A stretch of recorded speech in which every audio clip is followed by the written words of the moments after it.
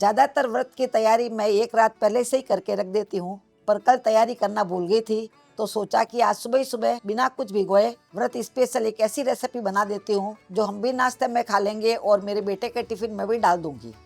तो सबसे पहले यहाँ पर मैंने 1 कप जितना सामे का चावल लिया है, जो कि उपवास में खाया जाता है।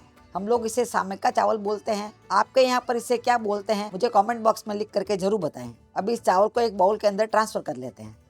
ट्रांसफर करने के बाद में इसे 2-3 बार साफ पानी से धो लेंगे, क्योंकि इसके अंदर जो मिट्टी वगैरह होगी वो निकल जाएगी। तो आप देख पा रहे हैं पानी कितना गंदा हो गया है। अभी इसे नल के नीचे ले जा करके 3-4 बार साफ पानी से धो लूंगी। इस रेसिपी का सबसे बड़ा फायदा यह है कि सामे के चावल को आपको भिगाने की जरूरत नहीं है। अभी डायरेक्टली इसे हम कुकर के अंदर ट्रांसफर कर लेंगे। इसी के साथ इसमें नाप करके पानी डालेंगे। यहाँ पर मैंने 1 कप पानी लिया है, इस बाउल के अंदर डाल देते हैं। जो सामा इसके अंदर चिपका हुआ है वो भी इसमें आ जाएगा। आज की रेसिपी के लिए पानी का नाप का बराबर ध्यान रखें। पानी हमें नाप के ही डालना है। यहाँ मैंने 1 कप पानी डाल दिया है और 1/4 कप जितना पानी इसमें और डाल देंगे। 1/4 कप जितना पानी लिया है ये भी इसमें डाल देंगे। मेजरिंग कप आपके पास नहीं हो तो जो भी कप आपके पास हो, जिस नाप से आप सामा लेते हैं उसी कप के नाप से आपको 1.25 कप पानी लेना है। इसका नाप एकदम परफेक्ट है। अभी यहाँ पर मैंने 2 आलू लिए हैं। 2 आलू को साफ धो करके मैंने छील लिया है। छीलने के बाद में इस तरह से टुकड़ों में काट लिया है। बड़ा बड़ा ही हमें काटना है। आलू डालने का रीज़न ये होता है, आलू डालने से इसमें सॉफ्टनेस बहुत अच्छी आती है। 2 आलू आप इसमें ज़रूर डालें।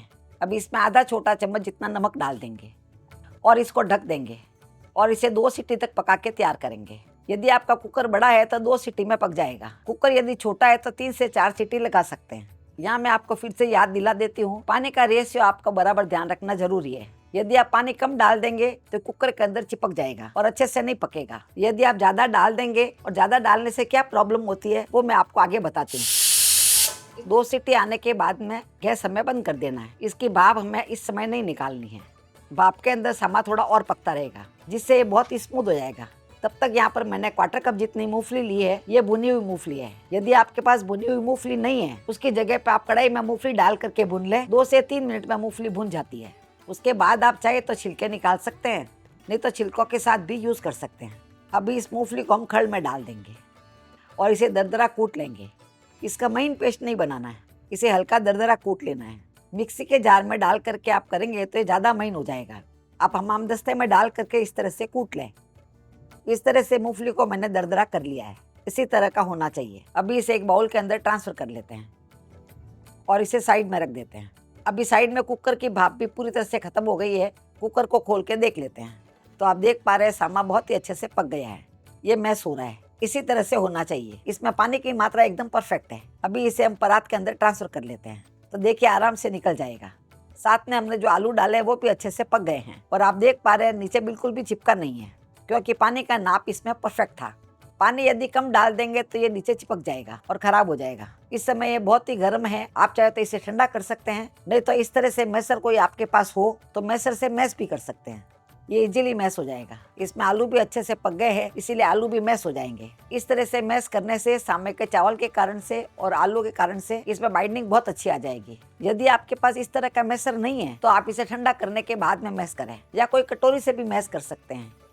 अभी इसको मैंने पूरी तरह से ठंडा कर लिया है। ये हल्का गुनगुना गर्म है, इतना ही गर्म हमें रखना है।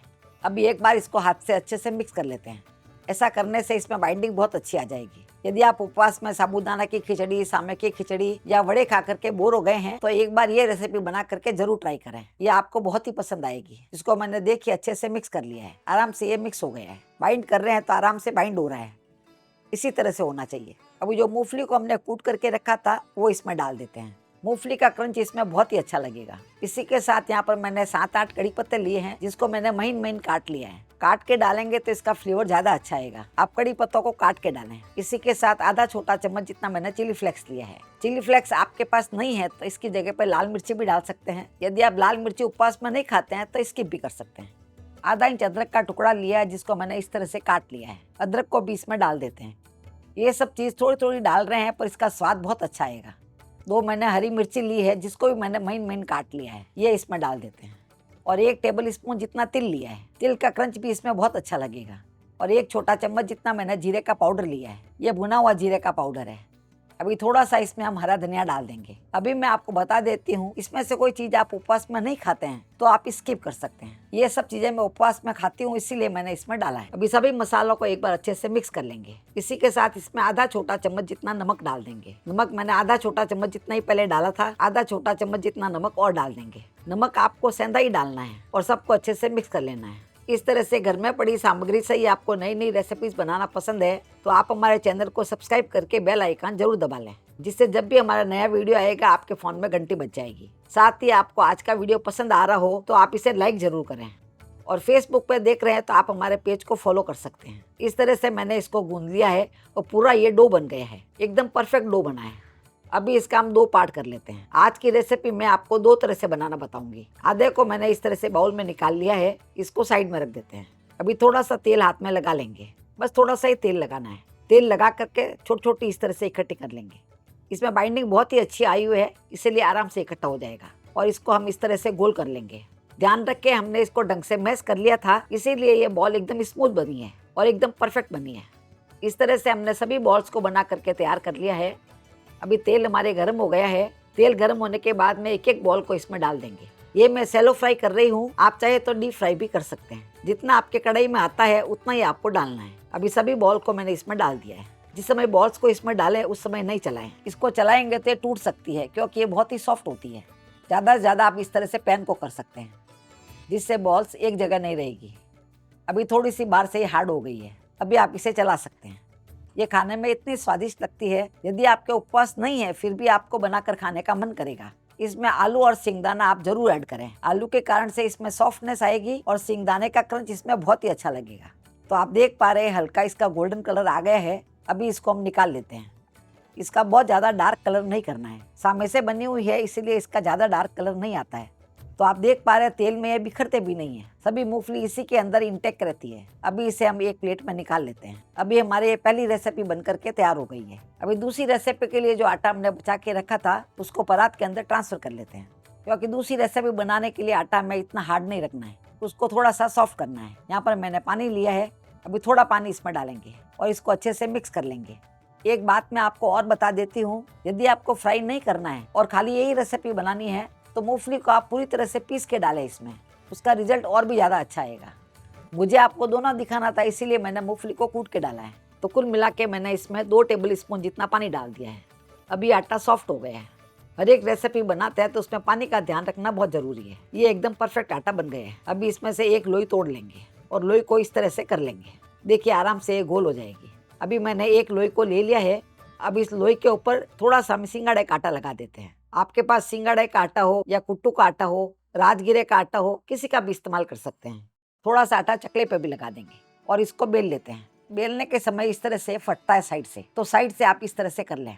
इसे बहुत ज़्यादा पतला नहीं बेलना है क्योंकि इसके अंदर हमने सिंगदाने डाले हैं। तो आप देख पा रहे हैं बहुत ही अच्छा गोल हो गया है। आप चाहे तो इसे ऐसे ही सेक सकते हैं, पर यहाँ पर मैंने एक इस तरह का शार्प बर्तन ले लिया है। इसे हम काट लेंगे, जिससे साइड वाली जो एजेस होगी वो निकल जाएगी, जिससे इसका लुक और भी ज़्यादा अच्छा आएगा।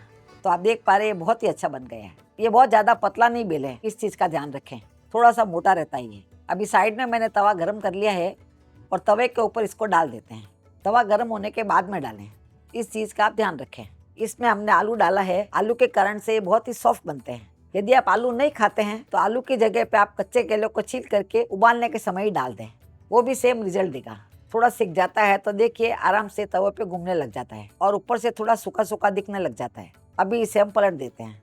उपवास के लिए इतना परफेक्ट नाश्ता है, यदि आप टिफिन में भी लेकर के जाएंगे, ठंडा होने के बाद भी ये बहुत ही सॉफ्ट बना रहेगा और इसी के साथ पेट भी भरा हुआ रहता है।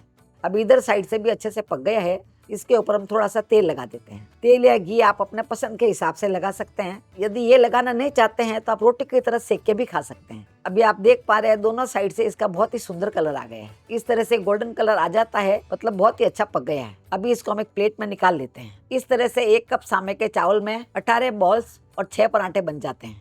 आलू के कारण से पराठे बहुत ही सॉफ्ट बनते हैं और सामे के कारण से बॉल्स के बाहर एक हल्की सी क्रिस्पी लेयर आ जाती है, जो खाने में बहुत स्वादिष्ट लगती है। और इन दोनों के कच्चे रहने का तो कोई सवाल ही नहीं, क्योंकि हमने कुकर में इन्हें अच्छे से पका लिया था। तो अगली बार आप भी अपने घर में व्रत की ये रेसिपी जरूर ट्राई करें। फिर मिलेंगे ऐसे ही दूसरे वीडियो में। तब तक के लिए बाय एंड टेक केयर।